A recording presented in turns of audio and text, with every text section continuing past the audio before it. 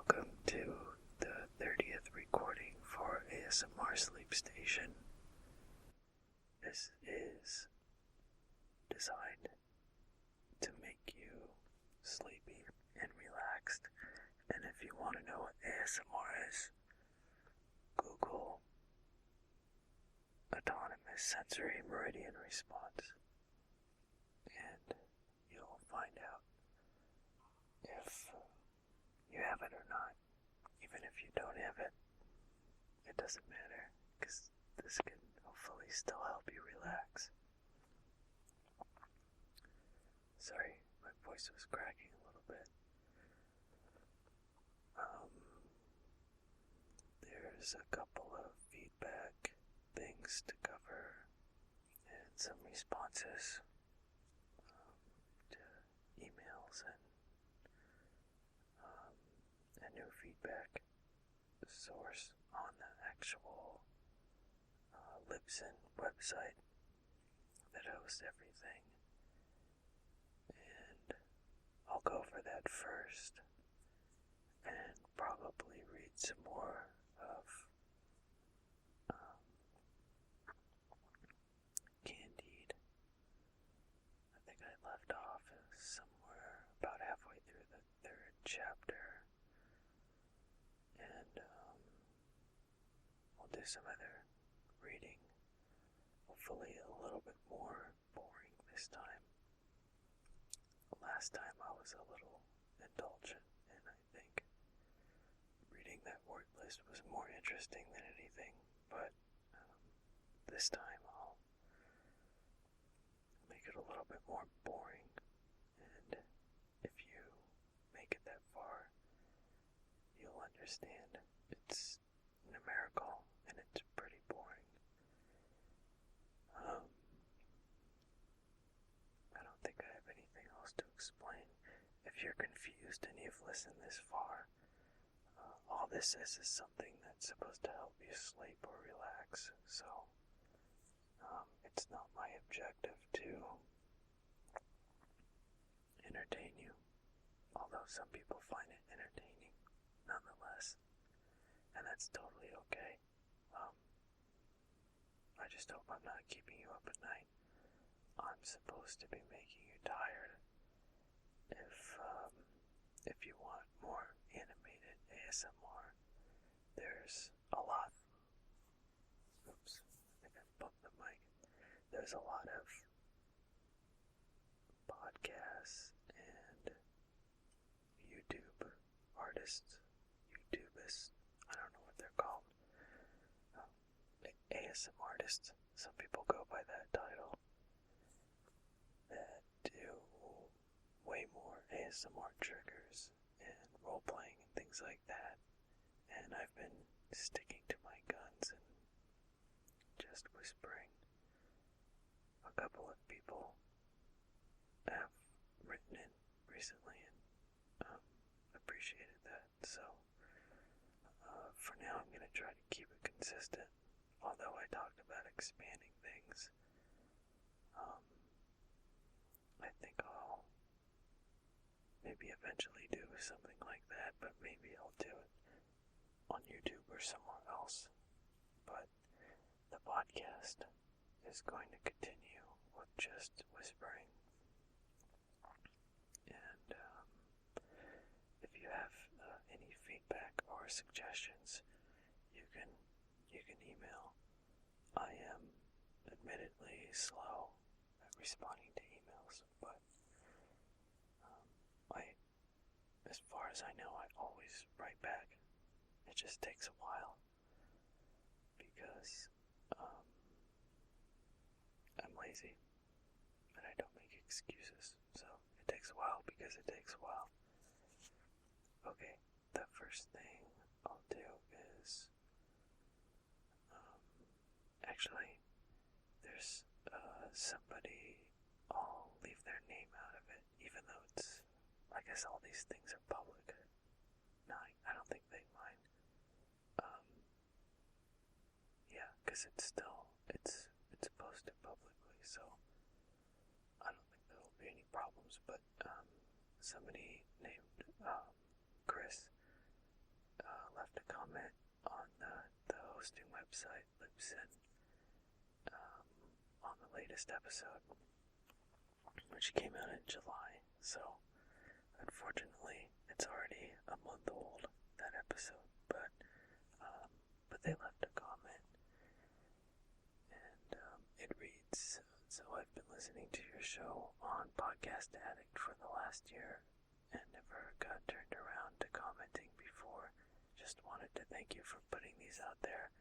After getting sober 3.5 years ago, I've had chronic issues getting to sleep. Of all the resources I've employed to get to sleep, your show is by far my favorite. Keep it up, and I can't wait for the next upload." So that was very, very touching, and I appreciate the openness with talking about their sobriety. That's something that is very important to me, if not one of the most important things. Facing humanity. It sounds kind of odd, but of course, first and foremost, and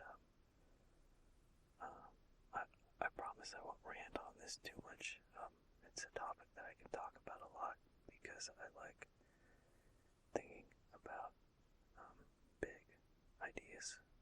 And of course, the biggest problem we have as a species is our failure to be mindful and considerate stewards of this planet. We're doing a lot of damage right now, myself included. I don't want to sound preachy, and I'm not asserting that this is the most important issue, and I don't really care to debate it with certain people, but we are undeniably causing damage to this planet and a lot of other species on it. Exactly how or why or what the scales are for that is a totally different topic, and another aside to my side. I refrain from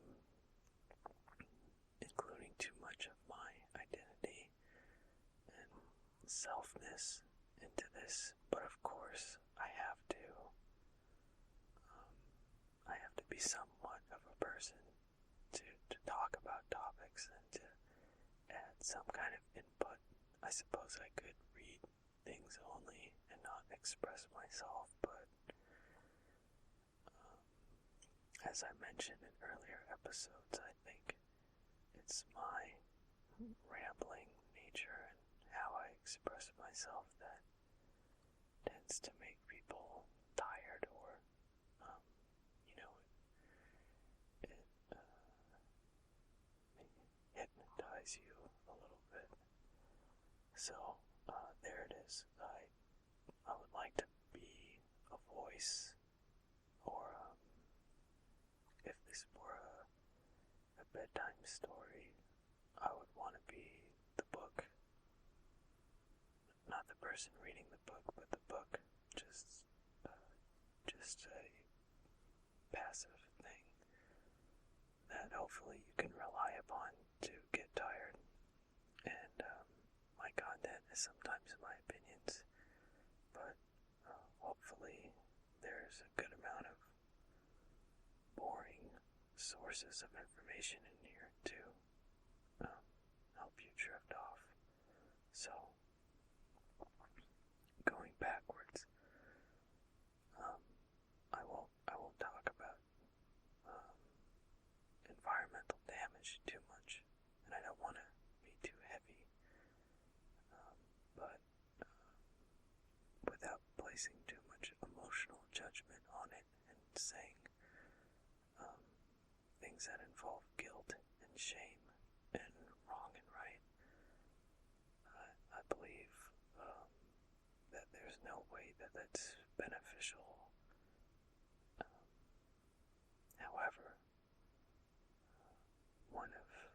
six most important things, I think, is our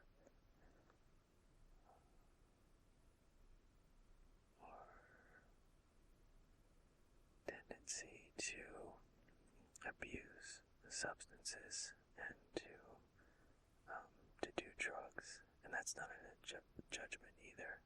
I suppose the word abuse is kind of loaded, but people like to do drugs. It's a global thing. There's drug use in many cultures. We're addicted to stimulants, which makes a lot of sense. There's a lot of evolutionary reasons for this. Lots of biological research has shown that our brains have very strong tendencies to form reward circuits. This differs between person to person, but it's part of who we are. It's what we do. And there's not necessarily something wrong with that, but I think it's an issue and I think it's important. I've read a lot about drug trafficking, cartel activity, mostly from Mexico and South America. And I know a little bit about organized crime within America. Of course, that's an integral part of the system, and a little bit about things in Europe, although that I don't know as much about, but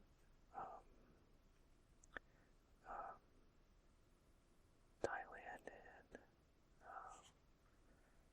I'm drawing a blank, but there's a couple other countries that manufacture and traffic lots of drugs, and those are, I guess, drugs that people abuse, and they're pretty much illegal everywhere, and there's a lot of people that use them.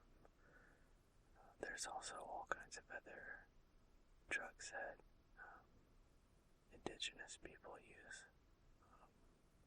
that aren't as enforced, but what I'm getting at is it's a major problem. I suppose. Maybe it's not a problem, but I just think it's one of the most important issues for humanity. Why do we abuse drugs and narcotics, and why do we repeatedly use stimulants? There's some benefits to it, but I'm pretty sure most people, like if you ask a cocaine addict if they would like to continue being an addict and what benefit it holds for them and what positive effect do they think it will have in their life, I'd imagine they would see it as a problem, and I think that that goes the same for alcohol and any other type of hard drug abuse. You could debate what hard drugs are, but all that to say that I think that achieving sobriety from any substance is a very difficult life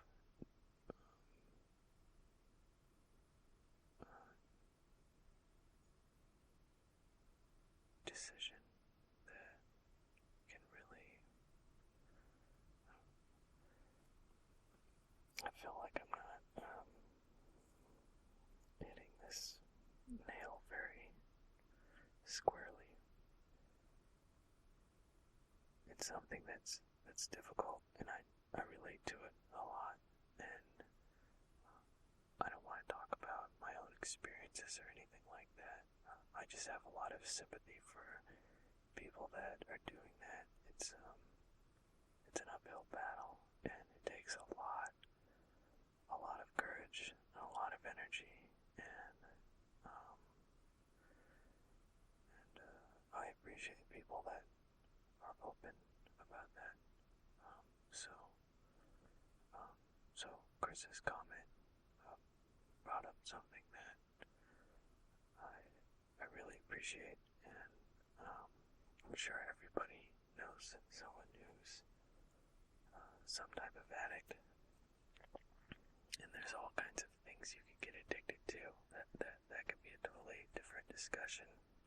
What constitutes a drug, and what is what behaviors are consistent with substance abuse, and I think there's all kinds of odd theoretical arguments you can make about people being addicted to acceptable and socially normal things like shopping and eating sugar and things like that. I do believe that most of us are addicted to something. And, well, that's enough rambling about that. That went on for some time. So, maybe sometime in the future I'll read, maybe I'll find some journal articles on that or something like that, because the neuroscience / psychology aspect of reward circuits can get quite dry, but it's interesting. Probably boring to read though. Anyways, thank you for the comment, Chris. That was I think the first comment on the actual site.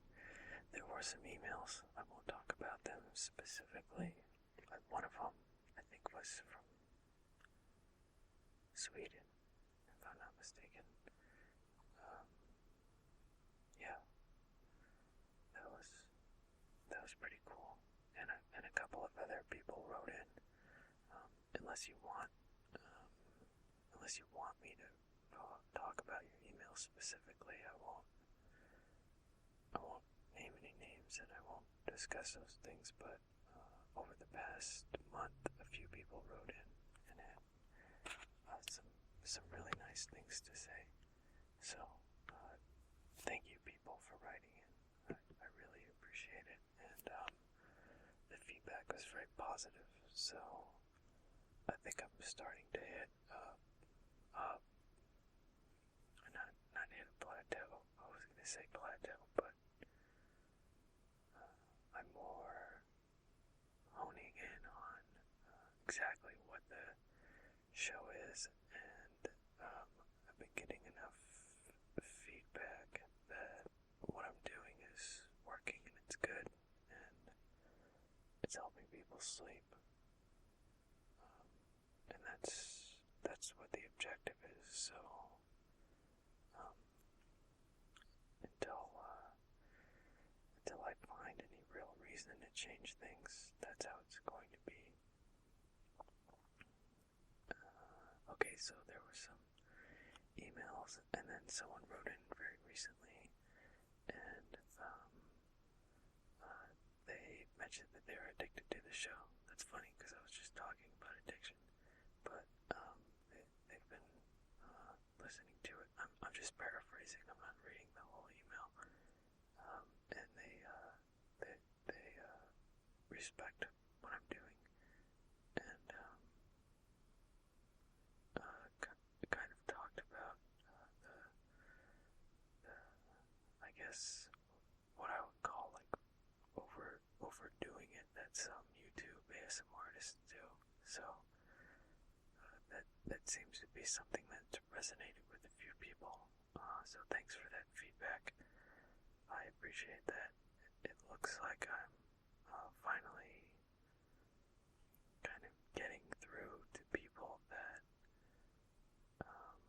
the same page as me, because I did this show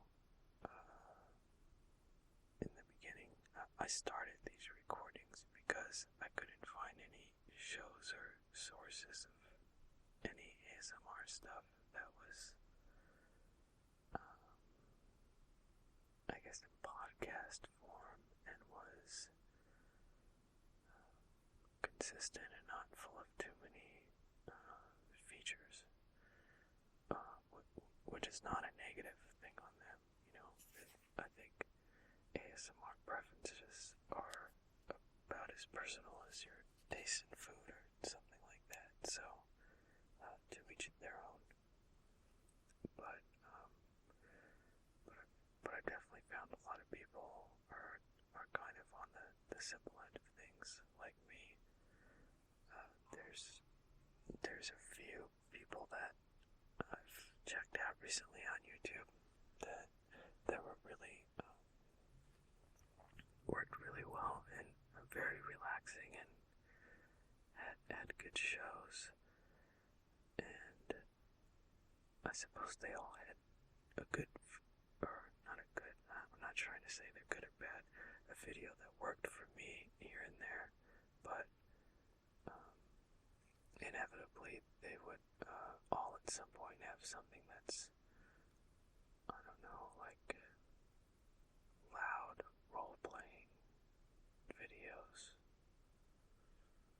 I guess they're quality, if that's what you want. So I'm just finding that what's popular is way more active and less relaxing than I would appreciate. So anyways, Drew said some really nice things, and I totally appreciate the comment, and what I'm taking is reinforcement for what I'm doing. So that's really cool.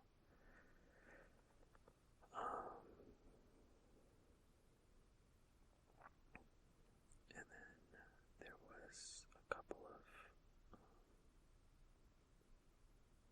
I'm gonna find them here. Some iTunes feedbacks. Okay. Oh no, wait.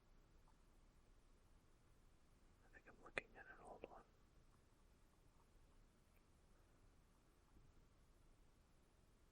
Okay, so I'll start with the most recent first. Andrew Campus.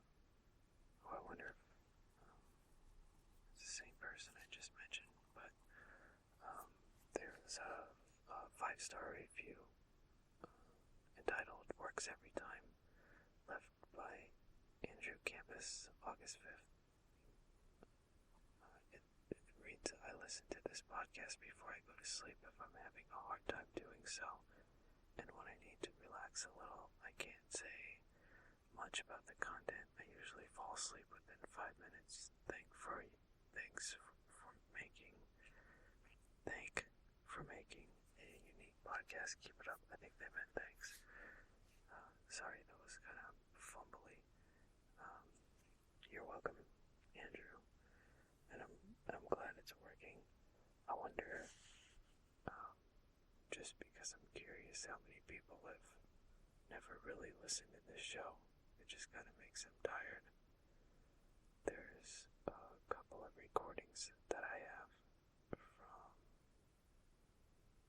I don't even remember where they're from, but I would make MP3s of all kinds of different stuff, and I think a few of them were interviews. One of them is I don't remember. I think it was an interview with Noam Chomsky a couple of years ago. He's what is he? He's a linguist at MIT, but he's also an activist and not just an activist, but he's a type of expert on global politics and all kinds of historical things. He could probably speak freely about the past few decades of global politics for, I don't know, like weeks straight. He's kind of a human library anyways. He, over time, his voice has gotten softer and he speaks in a very relaxed way, almost as if, and he'll ironically be talking about very tyrannical and terrible people, violent historical acts that have happened, all kinds of social injustice, and really the ugly side of humanity, and I should say the ugly side of nationalist policies and things like that. Politics that we don't really get that view of very often, or we don't get that angle on certain political things and policies. A lot of our reporting is on very reactionary things, and if you watch just regular news sources and things, you don't really see downstream effects, and he talks about a lot of that. So, but he'll be talking about these things, and he's just very relaxed. I don't think he ever really raises his voice that much. Actually, I have a couple interviews that I turned into MP3s, and there's an old audio book, and then I want to say there's like an extended audio interview. I don't even know where I got that from. So there's a few things that I have, and I don't think I've ever made it to the end of any of them. Even the audiobook, though it's not his voice, those topics, I don't know how or why, but they make me really tired. So, man, I'm definitely rambling today.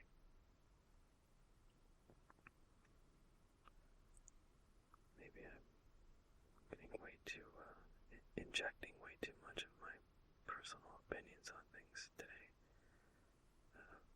Regardless, the next review is on the same day. It's another 5-star review entitled Thank You from Captain Whispers. What an interesting name. And their feedback reads, I've had so much stress lately, and I've been on YouTube watching videos for ASMR to try to relax, but I've had problems because my videos drain or because the videos drain my battery, but this is very amazing and uses less battery, so I can get the same effect for a lot less trouble. Thank you, thank you, thank you. You are amazing, and I hope to hear more content in the future. Well, you're welcome, you're welcome, you're welcome. You're welcome. There was actually four thank yous, so there's all you're welcome. You're very welcome.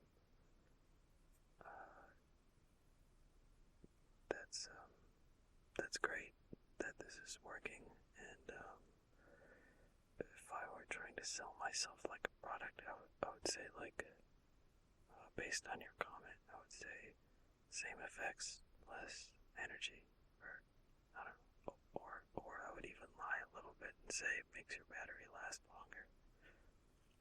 I guess it does comparatively, but that's a weird way to frame that. So, I'm glad that's working. podcasts, videos drain batteries. I've been in the exact same position as you, and my phone does not play YouTube videos when they're shut. There's an iPod that I have that is very hard to play YouTube videos when the screen's off. The iPad is, I think, the one that makes it the easiest no, maybe it's the iPod. If you watch the YouTube videos in a browser window in the iPod, you can minimize it, and then I think bring up that menu at the bottom of the screen and hit the play button. I've been doing these routines for so long, and if I could just go off on a very small tangential topic, I've been falling asleep with some kind of electronic device since I was a little kid. The first being a Game Boy, I think.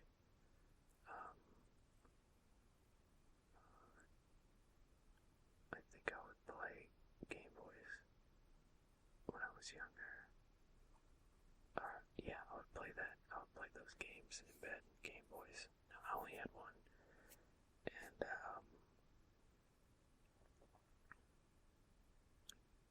I did, I think maybe when I was around 10 or a little older, I would watch TV a lot, and I remember passing out in front of the TV a lot.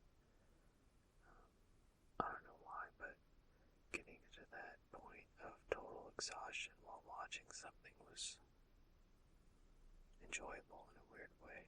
I definitely repeated that behavior a lot. And then I think there was a time when I would listen to records, like vinyl records, a lot. And when you get to the end of a vinyl record, it has a loopy, I forgot what that thing's called. I used to know. I don't remember anymore. But at the end of the record, if you look at it, it's a very slight spiral, and you can see it lead to a circle at the very center of the record, and it'll just stay there. I remember I would put relaxing things on and end up in that spot, and sometimes I think the record would be going all night. That happened for a while. Listening to music over stereo, music with headphones. It was a little bit more difficult before there was MP3 players, and then of course I've had iPod and other MP3 devices. Even in the beginning, I've always resented Apple a little bit, because it would always be difficult to do exactly what you want to do, but comparatively, their MP3 players have always been very versatile, even though they seem limited. Compared to other MP3 players, they're way more dependable and can hold a lot more. They're way more compact. Anyways, so I've been trying to figure out how to fall asleep to things for a while, watching YouTube videos. Probably have gone through, I don't even know, 10 different devices doing that. And there was a time, probably about 10 years ago, where I would watch parts of movies that I found relaxing, and I would watch that on a computer next to my bed with my headphones on. And that was a giant waste of energy, first of all, but it was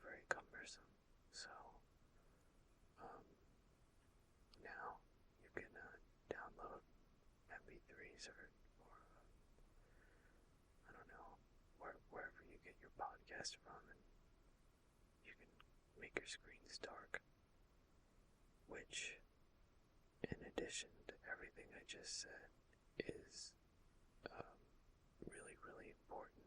Falling asleep with electronic devices is probably one of the worst things you could do to go to sleep, so I am a hypocrite in a way, but if anybody's ever having problems sleeping, that's usually the first thing I say. Stop looking at devices. I really believe there's some accuracy to what people say about the different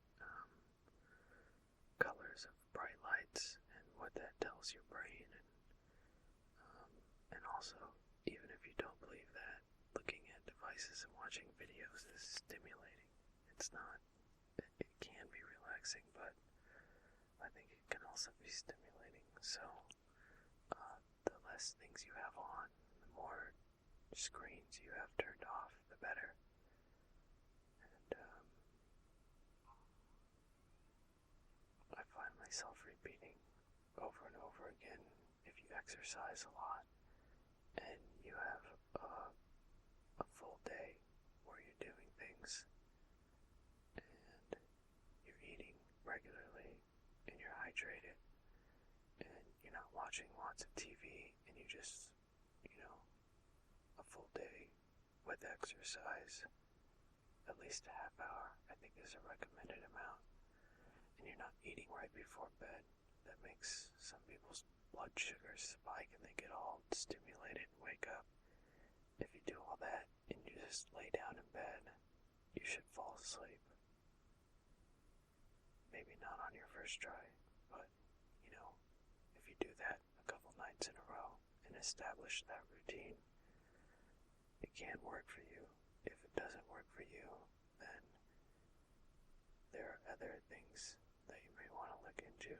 The use of stimulants, caffeine from wherever you may be getting it from, things in your diet that make it like a up and down type of energy level during the day. That can be an issue. And then for the rare group of people that have real sleep disorders and real insomnia, then you might want to see a doctor or try a little bit of melatonin to kind of get you on track.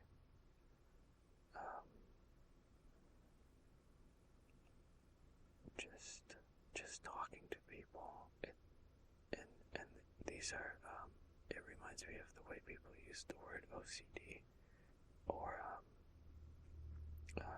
what's the other one? I have the flu, or a cold. There's a bunch of them. Panic attack, people use that word a lot too. There's an entire list of technical and real medical words that people constantly abuse that are not accurate at all. And insomnia is definitely one of them. Everybody thinks they have insomnia because they can't get to sleep, but they don't. They don't realize that insomnia is a real sleep disorder. I honestly believe, and I'm not,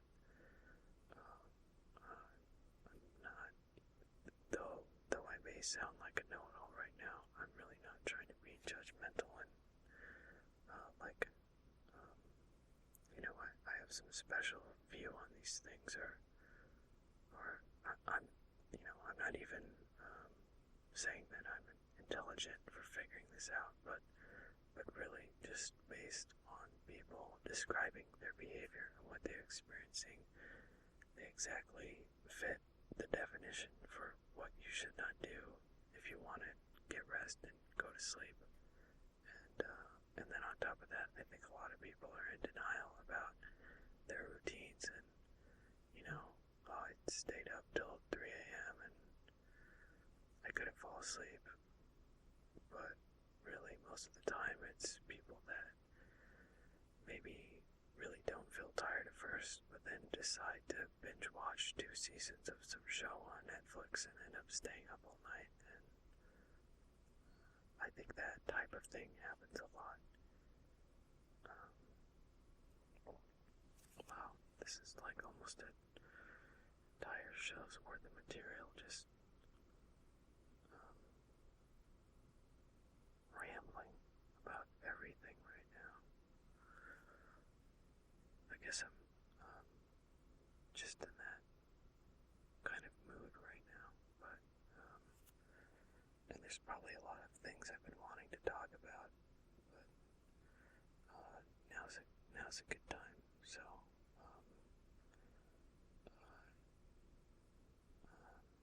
all of those things led to me creating this audio-only show. Even though I think at some point I'd like to do something on YouTube, maybe, but it won't be for the same exact purposes. It might be geared more towards relaxing people that are maybe doing things at their computer, or I guess for that small group of people that videos really work for them. But for me, watching YouTube videos can often lead to watching more YouTube videos, and that's why I think audio only is really the way to go if you really want to fall asleep and you don't want to be stimulated and you're honest with yourself. Then you know, you have to know that you shouldn't be watching a video that's really not what makes you tired. You may think it does, but you might be, exhausted and your mind's unable to focus enough and you fall asleep. But my argument would be that you will fall asleep just the same without a screen on. And if the problem is something that happens when you're just sitting in a room, quiet in the dark, then that might be a separate issue. I'm not invalidating that type of sleep behavioral problem, and that's obviously a problem if you can't lay down and go to sleep. If you need something, if you need a screen on, then maybe you have too much energy, or maybe you're too stimulated, or too stressed out about something. This show is for people like that. I know a lot of people are under tremendous amounts of stress, and I know, as cliched as it sounds, some people can't sleep at night for whatever reasons. Things keep you up. Your mind wanders to the same negative things over and over again. It starts to drive you crazy while you're sleeping. That's a different type of problem. You can't really solve that with sleep aids. I'm not telling you what to do with your life, but maybe you need some insight that if things like that are happening, then maybe you should look into nurturing yourself and respecting yourself and showing yourself the kindness that you deserve and figuring out maybe what is keeping your mind going. If your mind is going when you want it to stop, then to me that seems like something worth looking into and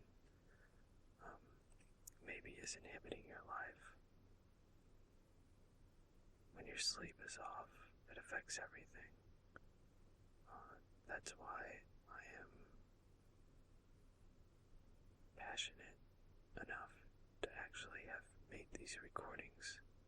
I really care about that aspect of our life. I think sleep is extremely important. The more it's studied and the more it's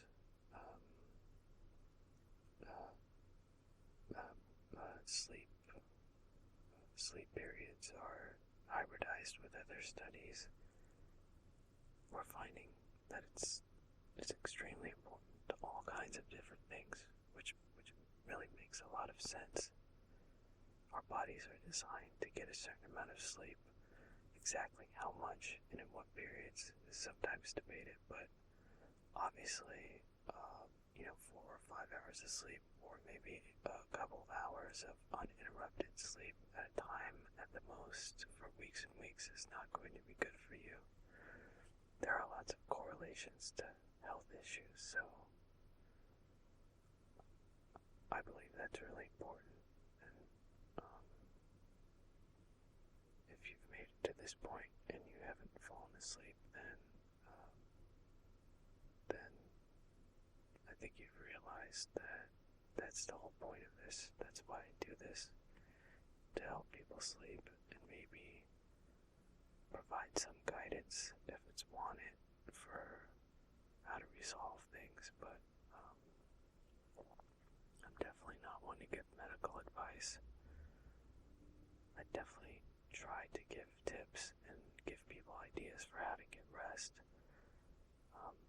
I'm not the best advice giver, but I feel well versed enough in sleep issues, and I feel it's almost undeniably important.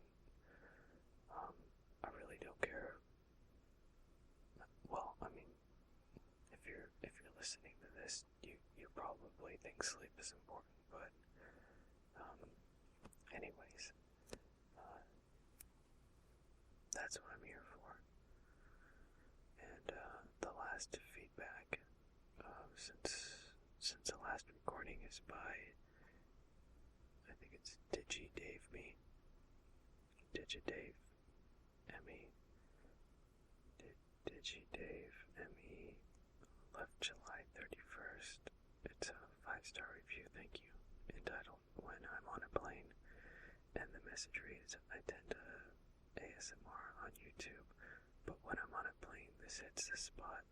It doesn't put me to sleep, at least it keeps me calm during a flight. I would otherwise be stressed. Thanks.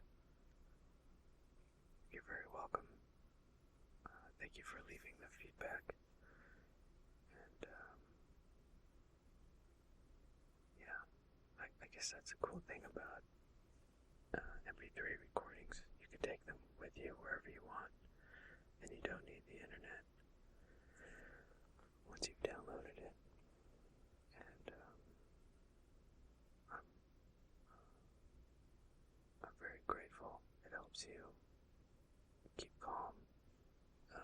I don't know if you don't like flying or if you're just busy when you fly, but wherever your stress is coming from, I'm glad I could help you deal with that. Yeah, planes are tough for a lot of people for a lot of different reasons. So I really appreciate you putting that, and hopefully you had a safe trip, and you maybe one day we'll get to the point where you don't need to listen to this and you can just relax on your own. But hey, who knows? Maybe you don't even want that. I like to keep my ears plugged up whenever I'm on a plane, anyways, just because they're quite loud. But I usually listen to music. So, thank you everybody for your feedback and your emails. And I cannot believe how long that took. Actually, I can. I still amaze myself, though. It was a lot of rambling. So, I think I'm getting to the point where I have to take a break. I'm just getting sore sitting here. And I'll read a little bit more of, I'll read some more of Candide. I'll read a little bit more Candide and then I'll cut it off because I'm starting to hit the starting to get close to the 1 hour point, and I don't want to make these recordings too lengthy where they're taking up lots of space. And oh, one more thing before I read this and I finish this recording. I started to make a Patreon thing, but I figured I'd give myself a couple more episodes and just kind of sleep on it, no pun intended, for a little while. And if I still feel like I really want to do it, then I'll put it out there. But I don't know why, but I'm just hesitant to, I guess, take donations for doing this, and I definitely have a future in mind for things that I'd like to do and improvements that I'd like to make. Some of those require money, but I'm working on it. So a couple of people have asked about that, and I'm getting there. And then, well, I don't know. I guess I haven't really proven to myself that I could consistently make these things, but I brought that up because I'm starting to, this episode was way longer than I thought it would be. This recording's pretty long, so unless I upgrade my hosting plan, this will be it for this month. So if I get to the point where I'm going to make another one in the month of August, then maybe I'll open up the Patreon and try to get a boost in paying for these things. Not that it's breaking my wallet, but as I mentioned before, I'm not a millionaire or anything, and these things are, I forget what it is, and I'll be forthcoming with the cost of everything. I think it's, I don't even remember what I'm paying now, but if I want to get more space, which is basically more time, longer recordings, or just more recordings in general, then it costs a few bucks more a month. So when it comes down to it, I think if I could, if there's only like a few people that I don't even know, pay $1 or something, or $1 a month, then that would cover it. And then I could also recoup costs that have already went into this show, so I could just start paying for it, which would be cool. Because if there were a better, freer way to do it, then I would do it. But I was gonna say nothing's free on the internet, but that's not true. There's a lot of free stuff, but this isn't one of them. And I want to have this, I guess, dependable platform to put these recordings out on. I do care about quality, so anyways, we'll see if there's another recording soon. And just so you know, when I'm not making these, I am thinking about making them. I never fully forget about this show, and I guess the same goes with the emails. Again, not an excuse for being delinquent on all these things. I guess I really can't be because I don't have a set schedule, but